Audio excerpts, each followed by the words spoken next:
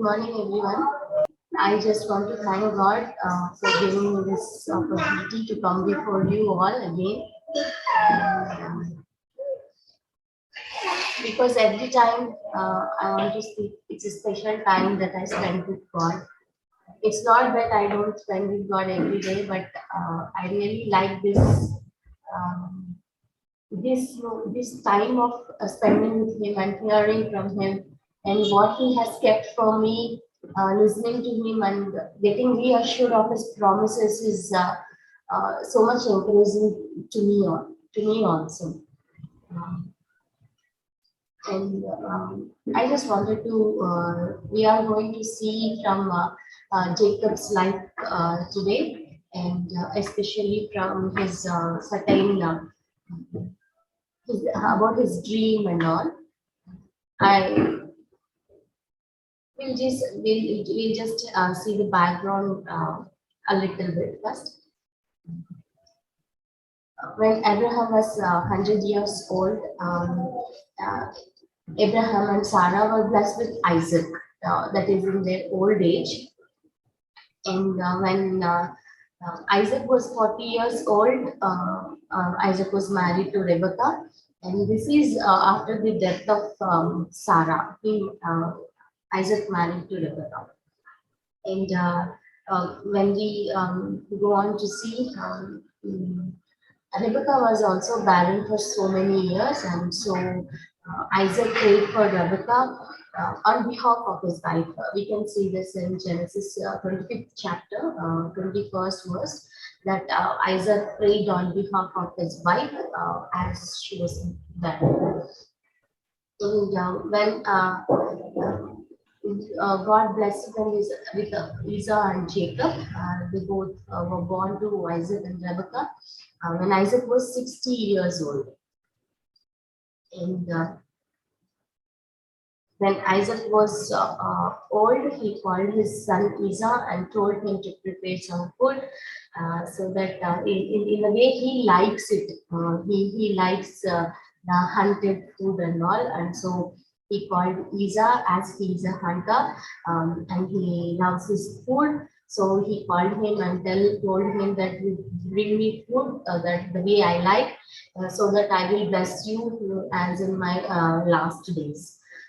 So we can see this all in Genesis 27th chapter from verses 1 to 5. But meanwhile, Rebecca overheard this conversation of Isaac and Esau, and she called Jacob and she told him that you do whatever I say to you, because your dad is going to bless Esau and he's going to give all his blessings to him only. So you go and you bring some. The food, I will prepare him the way your dad likes so that he may bless you instead of Esau. Now, Esau and Rebecca tricked, Jacob and Rebecca tricked Isaac and got blessings from Isaac.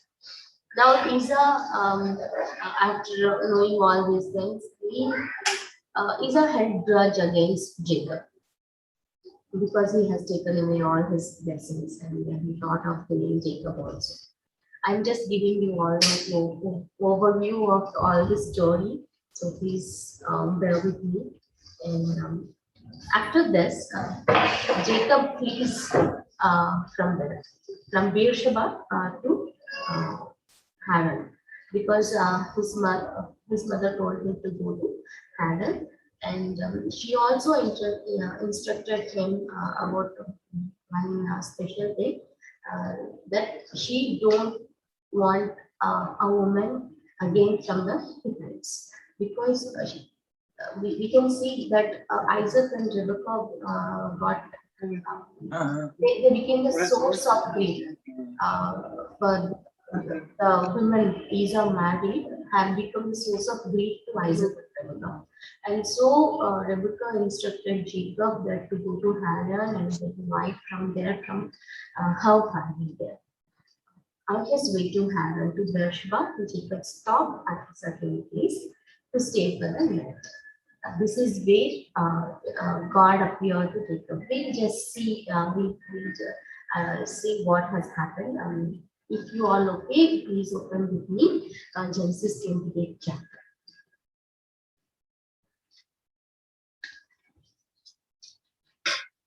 We are going to read the verses from verse 10 to last, till 22. Jacob left Beersheba and set out for Haran.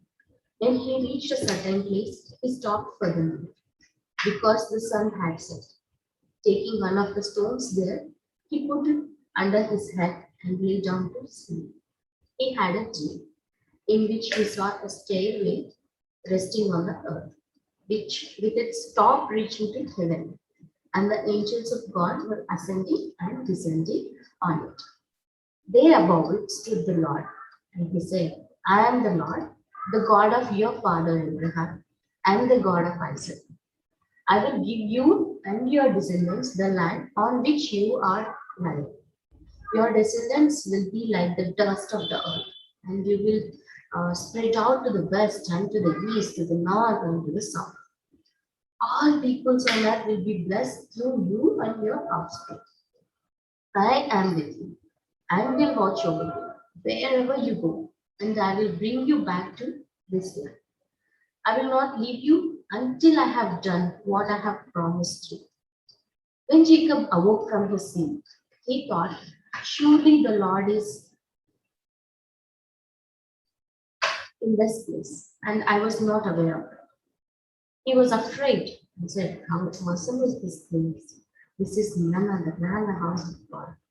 This is the gate of heaven. Early the next morning, Jacob took the stone he had placed under his head and set it up as a pillar and poured oil on top of it. He called that place Bethel, though the city used to call Luz. Then Jacob made a vow, saying, if God will be with me and will watch over me on this journey and take me and will give me food to eat and clothes to wear, so that I return safely to my father's house, then the Lord will be my God. And this stone that I have set up as a pillar will be God's house. And of all that you give me, I will give you up. This is what the conversation, what the Jacob had the dream. We basically, can I ask you, what are the main characters, or what are the things you observe in this particular passage? Anybody? The major characters we see in this passage are what I observe: Jacob, God the Father, and the angels. Jacob in Genesis 25 verse 7. This is the first time I was observing this as a quiet man staying among the hills. It is written in Bible that as he is a quiet man staying among the hills. And in same chapter, verses 29 to 34, we see him taking the birthright from Esau over some stew. We know in what way Jacob we can see here. And later we see him as deceiving his father to get Esau's blessings. And also we can see Jacob even after this prophetic dream, what he has experienced God's awesome presence in these verses which we have read earlier. In the last, if we observe, his vow to God was still conditional. He has experienced God in that awesome way, and he has known that God is in this place and all, but still he is not having that full faith and full obedience, and he's still seeing giving a word to God as a in a conditional way, we can see that. It shows us how it shows us how feeble he is in his faith there. And in other side, we see the Godfather in this passage, as God was having a perfect plan about Jacob since his birth. If we turn our Bibles to chapter 23, and we read from 20, verses 22 and 23, it says, um, the Lord said to Rebecca, he is saying to, the Lord is telling to Rebecca, two nations are in your womb, and two peoples from within you will be, from within you will be separated. One people will be stronger than the other, and the older will serve the younger. It is there, here God has already told the older will serve the younger. God already knew this. And when we don't know we don't know whether Isaac and Rebecca knew about Esau selling his birthright to Jacob over a bowl of stew, but God knew it. God knew that Esau has sold his birthright to Jacob just for a bowl of stew. And so God, we might not be having the overall picture of our life, but God has the overall picture of our lives. He knows us since our birth. He knows us till our death. If He knows us everything. Uh, if we obey, how our life will be. If we don't obey, how our life will be. He knew everything. God, and so he knew that Jacob tricked his father, Jacob deceived, and he knew how Jacob's character is, but still God himself appeared to Jacob here in a dream to assure Jacob not to fear. Whatever all happened is happened, but he wants him to look upon him, to trust God, and not to try in his own ways to get God's promises fulfilled, but to trust wholly to on God. And he is telling the and he's showing there is only one way by showing that ladder from heaven to the earth. There is only one way, and yeah, he is also showing him the angels ascending and descending. And so God is again and again assuring him. That is what we can see here. And angels, we see here, we know that angels represent as God's messengers. And angels are appointed by God to protect us and take care of us. And so God wants Jacob to trust him fully and obey him completely. But when we see Jacob's life after going to Haran, also he is not that perfect, and he is not wholly depending upon God. He was again going in his own ways and all. When I see as Jacob's life, that I can relate my life to his life very similar, because after seeing, I know that God has called me for some purpose, and I know what it is, and I know what I have to do. And but still, as like Jacob, I also have failed in trusting God completely and obeying Him fully. Because having faith is not that easy. Having faith, because we don't see um, how God is going to um, going to save us from some particular situations. or how he is going to bring us out. But when he says us to trust him and have faith in him, it's really difficult. Um, but God is with us because when we see God wanted to get God wanted us to trust Him fully and to just lean upon Him in each and every situation. Jacob experienced God presence in his life, but still he has faith. I know I'm repeating the phrase. When we know so much about God and God, we just we tend to think upon Him.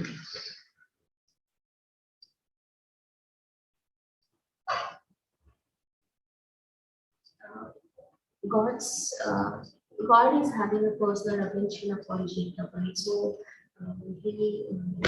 we have only one way. God wants us to come into that experience that we can just depend upon Him.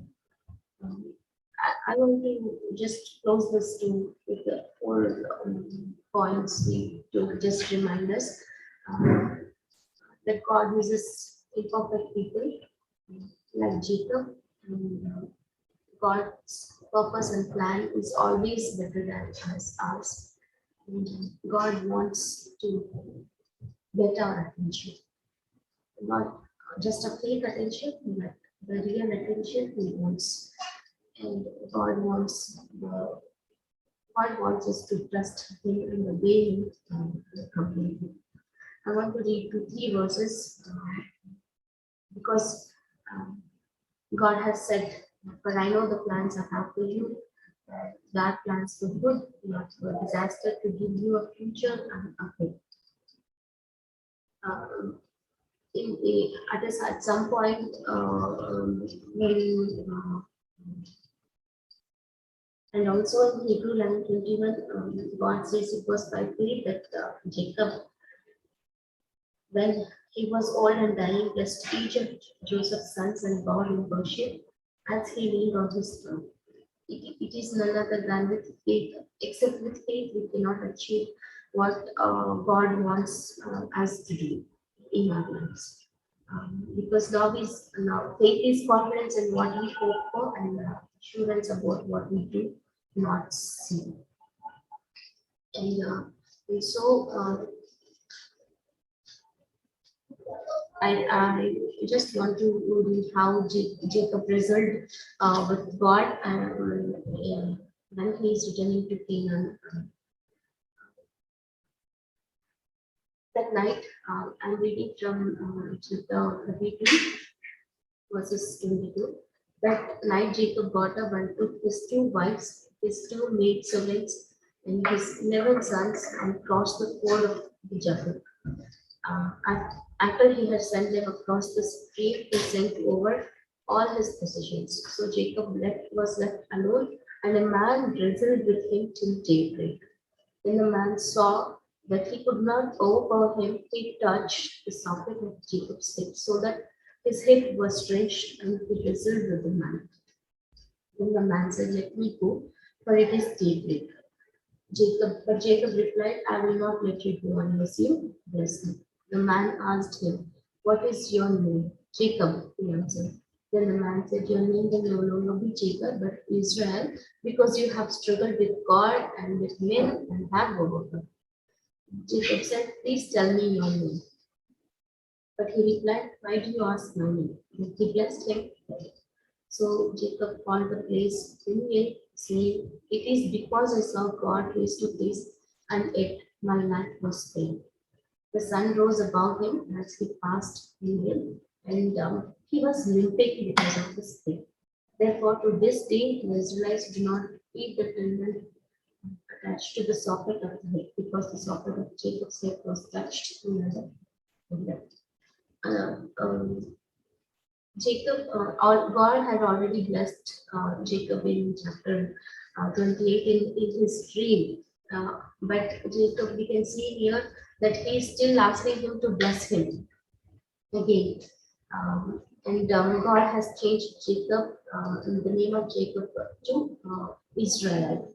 And here we see that in the last verse, he was limping because of his faith, Jacob. Um, be- I think that God has made him limping just to keep it as a reminder for Jacob that he has blessed him.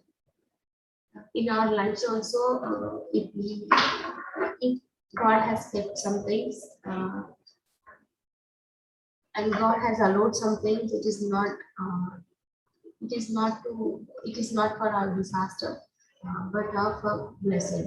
If at all Jacob had believed in the first one only, when he got grief, um, then only he would have believed that God has blessed me and God is with me, and wherever I will go, he will be with me and all. Might be Jacob's life will be different, and his life might be different. But he is again asking him to bless him because I think because he hasn't believed completely and fully, and so he is asking this person who is wrestling with him to bless him again. Our lives, are also like this. I can't say, I can't include all of you, but I can see myself in Jacob's life because after all the God has done, still we struggle in our lives. But what God is saying to us is to just complete, just trust Him and completely and obey Him. May God help us because our lives is not over here. We have to live our life until God calls us. So, or He comes here. Uh, So, I just pray and that God may help us, whatever the situations we may face in our lives, that we will just cling on to this faith and we just trust that God has already blessed us and He's going to keep us safe and He's going to take care of us in that situation.